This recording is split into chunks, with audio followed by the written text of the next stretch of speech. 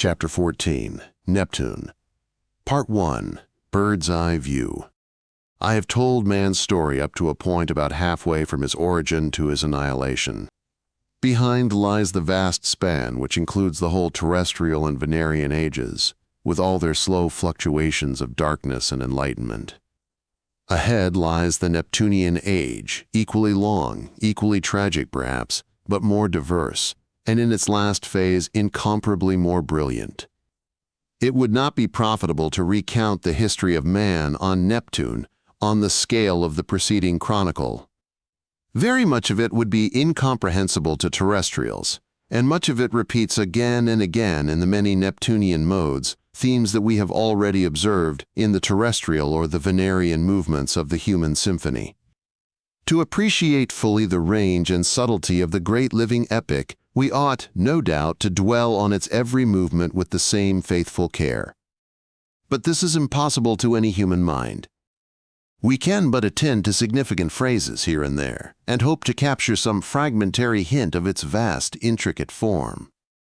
And for the readers of this book, who are themselves tremors in the opening bars of the music, it is best that I should dwell chiefly on things near to them, even at the cost of ignoring much that is in fact greater. Before continuing our long flight, let us look around us. Hitherto we have passed over time's fields at a fairly low altitude, making many detailed observations. Now we shall travel at a greater height and with speed of a new order. We must therefore orientate ourselves within the wider horizon that opens around us. We must consider things from the astronomical rather than the human point of view. I said that we were halfway from man's beginning to his end. Looking back to that remote beginning, we see that the span of time, which includes the whole career of the first men from Pithecanthropus to the Patagonian disaster, is an unanalyzable point. Even the preceding and much longer period between the first mammal and the first man, some 25 millions of terrestrial years, seems now inconsiderable. The whole of it, together with the age of the first man, may be said to lie halfway between the formation of the planets, 2,000 million years earlier, and their final destruction, 2,000 million years later. Taking a still wider view, we see that this eon of 4,000 million years is itself no more than a moment in comparison with the sun's age. And, before the birth of the suns, the stuff of this galaxy had already endured for eons as a nebula. Yet, even these eons look brief in relation to the passage of time before the myriad great nebulae themselves, the future galaxies, condensed out of the all-pervading mist in the beginning. Thus, the whole duration of humanity, with its many sequent species and its incessant downpour of generations, is but a flash in the lifetime of the cosmos. Spatially also, man is inconceivably minute. If in imagination we reduce this galaxy of ours to the size of an ancient terrestrial principality, we must suppose it adrift in the void with millions of other such principalities, very remote from one another.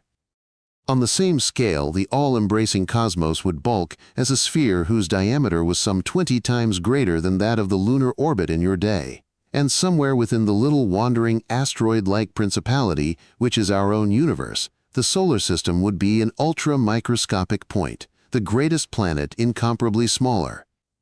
We have watched the fortunes of 8 successive human species for 1,000 million years, the first half of that flicker which is the duration of man. 10 more species now succeed one another, or are contemporary, on the plains of Neptune. We, the last men, are the 18th men. Of the 8 pre-Neptunian species, some, as we have seen, remained always primitive.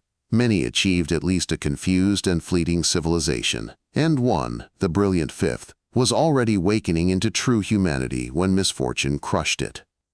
The 10 Neptunian species show an even greater diversity. They range from the instinctive animal to modes of consciousness never before attained. The definitely subhuman degenerate types are confined mostly to the first 600 million years of man's sojourn on Neptune. During the earlier half of this long phase of preparation, man, at first almost crushed out of existence by a hostile environment, gradually peopled the huge north, but with beasts, not men. For man, as man, no longer existed. During the latter half of the preparatory 600 million years, the human spirit gradually awoke again to undergo the fluctuating advance and decline characteristic of the pre-Neptunian ages. But subsequently, in the last 400 million years of his career on Neptune, man has made an almost steady progress toward full spiritual maturity. Let us now look rather more closely at these three great epochs of man's history. Part 2. D.A. Capo. It was in desperate haste that the last Venerian men had designed and fashioned the new species for the colonization of Neptune. The mere remoteness of the great planet, moreover, had prevented its nature from being explored at all thoroughly, and so the new human organism was but partially adapted to its destined environment. Inevitably, it was a dwarf type, limited in size by the necessity of resisting an excessive gravitation. Its brain was so cramped that everything but the bare essentials of humanity had to be omitted from it. Even so, the ninth men were too delicately organized to withstand the ferocity of natural forces on Neptune. This ferocity the designers had seriously underestimated, and so they were content merely to produce a miniature copy of their own type. They should have planned a hardy brute, lustily procreative, cunning in the struggle for physical existence, but above all tough, prolific, and so insensitive as to be scarcely worthy of the name man. They should have trusted that if once this crude seed could take root, natural forces themselves would in time conjure from it something more human. Instead, they produced a race cursed with the inevitable fragility of miniatures and designed for a civilized environment which feeble spirits could not possibly maintain in a tumultuous world. For it so happened that the still youthful giant, Neptune, was slowly entering one of his phases of crustal shrinkage and therefore of earthquake and eruption. Thus, the frail colonists found themselves increasingly in danger of being swallowed in sudden fiery crevasses or buried under volcanic dust. Moreover, their squat buildings, when not actually being trampled by lava streams or warped and cracked by their shifting foundations, were liable to be demolished by the battering ram thrust of a turbulent and massive atmosphere. Further, the atmosphere's unwholesome composition killed all possibility of cheerfulness and courage in a race whose nature was doomed to be, even in favorable circumstances, neurotic. Fortunately, this agony could not last indefinitely. Little by little, civilization crumbled into savagery. The torturing vision of better things was lost. Man's consciousness was narrowed and coarsened into brute consciousness. By good luck, the brute precariously survived. Long after the ninth men had fallen from man's estate, nature herself, in her own slow and blundering manner, succeeded where man had failed. The brute descendants of this human species became at length well adapted to their world. In time there arose a wealth of subhuman forms in the many kinds of environment afforded by the lands and seas of Neptune. None of them penetrated far towards the equator, for the swollen sun had rendered the tropics at this time far too hot to support life of any kind. Even at the pole, the protracted summer put a great strain on all but the most hardy creatures. Neptune's year was at this time about 165 times the length of the old terrestrial year. This slow seasonal change had an important effect on life's own rhythms. All but the most ephemeral organisms tended to live through at least one complete year, and the higher mammals survived longer. At a much later stage, this natural longevity was to play a great and beneficial part in the revival of man. But on the other hand, the increasing sluggishness of individual growth, the length of immaturity in each generation retarded the natural evolutionary process on Neptune, so that compared with the terrestrial and Venerian epochs, the biological story now moves at a snail's pace. After the fall of the ninth men, the subhuman creatures had one and all adopted a quadruped habit, the better to cope with gravity. At first they had indulged merely in occasional support from their knuckles, but in time many species of true quadrupeds had appeared. In several of the running types, the fingers, like the toes, had grown together, and a hoof had developed, not on the old fingertips, which were bent back and atrophied, but on the knuckles. 200 million years after the solar collision, innumerable species of subhuman grazers with long sheep-like muzzles, ample molars, and almost ruminant digestive systems were competing with one another on the polar continent. Upon these preyed the subhuman carnivora, of whom some were built for speed in the chase, others for stalking in a sudden spring. But since jumping was no easy matter on Neptune, the cat-like types were all minute. They preyed upon man's more rabbit-like and rat-like descendants, or on the carrion of the larger mammals, or on the lusty worms and beetles. These had sprung originally from vermin, which had been transported accidentally from Venus. For of all the ancient Venerian fauna, only man himself, a few insects and other invertebrates, and many kinds of microorganisms succeeded in colonizing Neptune. Of plants, many types had been artificially bred for the New World, and from these eventually arose a host of grasses, flowering plants, thick-trunked bushes, and novel seaweeds. On this marine flora fed certain highly developed marine worms, and of these last, some in time became vertebrate, predatory, swift, and fish-like. On these in turn man's own marine descendants preyed, whether as subhuman seals or still more specialized subhuman porpoises. Perhaps most remarkable of these developments of the ancient human stock was that which led, through a small insectivorous bat-like glider, to a great diversity of true flying mammals, scarcely larger than hummingbirds, but in some cases agile as swallows. Nowhere did the typical human form survive. There were only beasts, fitted by structure and instinct to some niche or other of their infinitely diverse and roomy world. Certain strange vestiges of human mentality did indeed persist here and there, even as, in the forelimbs of most species, there still remained, buried the relics of man's once cunning fingers. For instance, there were certain grazers which in times of hardship would meet together and give tongue in cacophonous ululation, or, sitting on their haunches with forelimbs pressed together, they would listen by the hour to the howls of some leader, responding intermittently with groans and whimpers, and working themselves at last into foaming madness. And there were carnivora which, in the midst of the springtime fervor, would suddenly cease from love-making, fighting, and the daily routine of hunting, to sit alone in some high place day after day, night after night, watching, waiting, until at last hunger forced them into action. Now in the fullness of time, about 300 million terrestrial years after the solar collision, a certain minute, hairless, rabbit-like creature, scampering on the polar grasslands, found itself greatly persecuted by a swift hound from the south. The subhuman rabbit was relatively unspecialized and had no effective means of defense or flight. It was almost exterminated. A few individuals, however, saved themselves by taking to the dense and thick-trunked scrub, whither the hound could not follow them.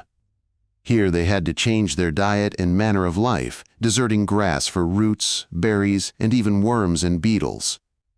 Their forelimbs were now increasingly used for digging and climbing, and eventually for weaving nests of stick and straw. In this species, the fingers had never grown together. Internally, the forepaw was like a minute clenched fist from the elongated and exposed knuckles, of which separate toes protruded. And now the knuckles elongated themselves still further, becoming in time a new set of fingers. Within the palm of the new little monkey hand there still remained traces of man's ancient fingers, bent in upon themselves. As of old, manipulation gave rise to clearer percipience. And this, in conjunction with the necessity of frequent experiments in diet, hunting, and defense, produced at length a real versatility of behavior and suppleness of mind. The rabbit throve, adopted an almost upright gait, continued to increase in stature and in brain. Yet, just as the new hand was not merely a resurrection of the old hand, so the new regions of the brain were no mere revival of the atrophied human cerebrum, but a new organ, which overlaid and swallowed up that ancient relic. The creature's mind, therefore, was in many respects a new mind, though molded to the same great basic needs. Like his forerunners, of course, he craved food, love, glory, companionship. In pursuit of these ends, he devised weapons and traps and built wicker villages. He held powwows. He became the 10th men. Part 3. Slow Conquest. For 1,000,000 terrestrial years, these long-armed, hairless beings were spreading their wicker huts and bone implements over the great northern continents, and for many more millions they remained in possession without making further cultural progress. For evolution, both biological and cultural, was indeed slow on Neptune. At last, the 10th men were attacked by a microorganism and demolished. From their ruins, several primitive human species developed and remained isolated in remote territories for millions of decades, until at length chance or enterprise brought them into contact. One of these early species, crouched and tusked, was persistently trapped for its ivory by an abler type, till it was exterminated. Another, long of muzzle and large of base, habitually squatted on its haunches like the kangaroo. Shortly after this industrious and social species had discovered the use of the wheel, a more primitive but more warlike type crashed into it like a tidal wave and overwhelmed it. Erect, but literally almost as broad as they were tall, these chunkish and bloody-minded savages spread over the whole Arctic and subarctic region and spent some millions of years in monotonous reiteration of progress and decline, until at last a slow decay of their germplasm almost ended man's career. But after an eon of darkness there appeared another thick-set but larger-brained species. This, for the first time on Neptune, conceived the religion of love and all those spiritual cravings and agonies which had flickered in man so often and so vainly upon Earth and Venus. There appeared again feudal empires, militant nations, economic class wars, and, not once but often, a world state covering the whole northern hemisphere. These men, it was, that first crossed the equator in artificially cooled electric ships and explored the huge South. No life of any kind was discovered in the southern hemisphere, for even in that age, no living matter could have crossed the roasting tropics without artificial refrigeration. Indeed, it was only because the sun's temporary revival had already passed its zenith that even man, with all his ingenuity, could endure a long tropical voyage. Like the first men and so many other natural human types, these 14th men were imperfectly human. Like the first men, they conceived ideals of conduct which their imperfectly organized nervous systems could never attain and seldom approach. Unlike the first men, they survived with but minor biological changes for 300 million years. But even so long a period did not enable them to transcend their imperfect spiritual nature. Again and again and again they passed from savagery to world civilization and back to savagery. They were captive within their own nature, as a bird in a cage. And as a caged bird may fumble with nest-building materials and periodically destroy the fruit of its aimless toil, so these cramped beings destroyed their civilizations. At length, however, this second phase of Neptunian history, this era of fluctuation, was brought to an end. At the close of the 600 million years after the first settlement of the planet, unaided nature produced in the 15th human species that highest form of natural man which she had produced only once before in the second species. And this time no Martians interfered.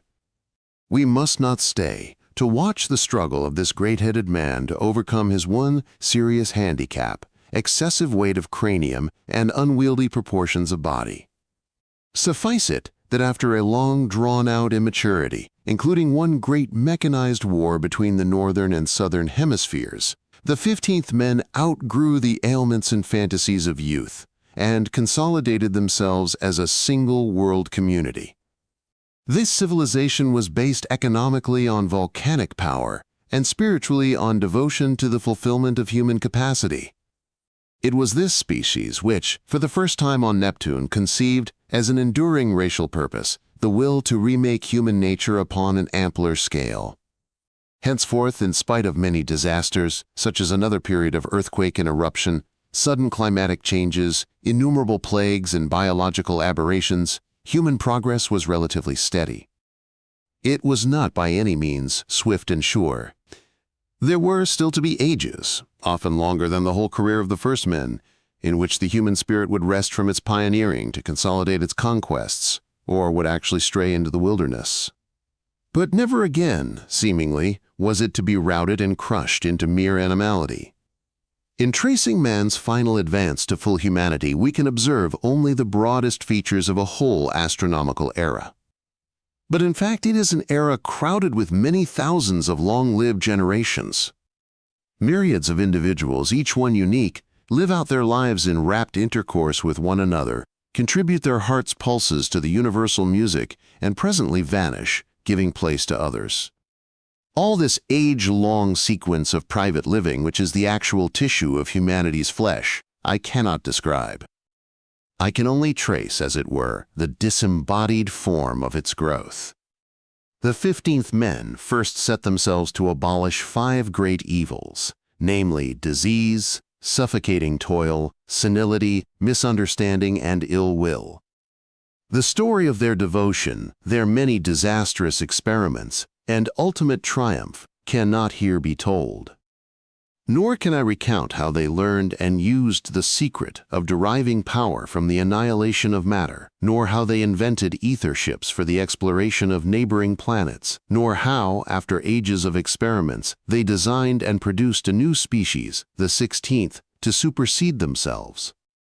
The new type was analogous to the ancient 5th, which had colonized Venus. Artificial rigid atoms had been introduced into its bone tissues, so that it might support great stature and an ample brain, in which, moreover, an exceptionally fine-grained cellular structure permitted a new complexity of organization. Telepathy, also, was once more achieved, not by means of the Martian units which had long ago become extinct, but by the synthesis of new molecular groups of a similar type. Partly through the immense increase of mutual understanding, which resulted from telepathic rapport, partly through improved coordination of the nervous system, the ancient evil of selfishness was entirely and finally abolished from the normal human being. Egoistic impulses, whenever they refused to be subordinated, were henceforth classed as symptoms of insanity. The sensory powers of the new species were, of course, greatly improved, and it was even given a pair of eyes in the back of the head. Henceforth, man was to have a circular instead of a semicircular field of vision, and such was the general intelligence of the new race that many problems formerly deemed insoluble were now solved in a single flash of insight. Of the great practical uses to which the 16th men put their powers, one only need be mentioned as an example. They gained control of the movement of their planet. Early in their career, they were able, with the unlimited energy at their disposal, to direct it into a wider orbit, so that its average climate became more temperate and snow occasionally covered the polar regions. But as the ages advanced and the sun became steadily less ferocious, it became necessary to reverse this process and shift the planet gradually nearer to the sun. When they had possessed their world for nearly 50 million years, the 16th men, like the 5th before them, learned to enter into past minds. For them, this was a more exciting adventure than for their forerunners, since they were still ignorant of terrestrial and Venerian history. Like their forerunners, so dismayed were they at the huge volume of eternal misery in the past, that for a while, in spite of their own great blessings and spontaneous gaiety, existence seemed a mockery. But in time they came to regard the past's misery as a challenge. They told themselves that the past was calling to them for help, and that somehow they must prepare a great crusade to liberate the past. How this was to be done they could not conceive, but they were determined to bear in mind this quixotic aim in the great enterprise which had by now become the chief concern of the race, namely the creation of a human type of an altogether higher order. It had become clear that man had by now advanced in understanding and creativeness as far as was possible to the individual human brain acting in physical isolation. Yet the 16th men were oppressed by their own impotence. Though in philosophy they had delved further than had ever been possible, yet even at their deepest they found only the shifting sands of mystery. In particular, they were haunted by 3 ancient problems, two of which were purely intellectual, namely the mystery of time and the mystery of mind's relation to the world. Their third problem was the need somehow to reconcile their confirmed loyalty to life, which they conceived as embattled against death, with their ever-strengthening impulse to rise above the battle and admire it dispassionately. Age after age, the races of the 16th men blossomed with culture after culture. The movement of thought ranged again and again through all the possible modes of the spirit, ever discovering new significance in ancient themes. Yet, throughout this epoch, the three great problems remained unsolved, perplexing the individual and vitiating the policy of the race. Forced thus at length to choose between spiritual stagnation and a perilous leap in the dark, the 16th men determined to set about devising a type of brain which, by means of the mental fusion of many individuals, might waken into an altogether new mode of consciousness. Thus, it was hoped, man might gain insight into the very heart of existence, whether finally to admire or loathe. And thus, the racial purpose, which had been so much confused by philosophical ignorance, might at last become clear. Of the 100 million years which passed before the 16th men produced the new human type, I must not pause to tell. They thought they had achieved their heart's desire, but in fact the glorious beings which they had produced were tortured by subtle imperfections beyond their maker's comprehension. Consequently, no sooner had these 17th men peopled the world and attained full cultural stature than they also bent all their strength to the production of a new type, essentially like their own, but perfected. Thus, after a brief career of a few 100,000 years, crowded with splendor and agony, the 17th gave place to the 18th, and, as it turns out, the last, human species. Since all the earlier cultures find their fulfillment in the world of the last men, I pass over them to enlarge somewhat upon our modern age.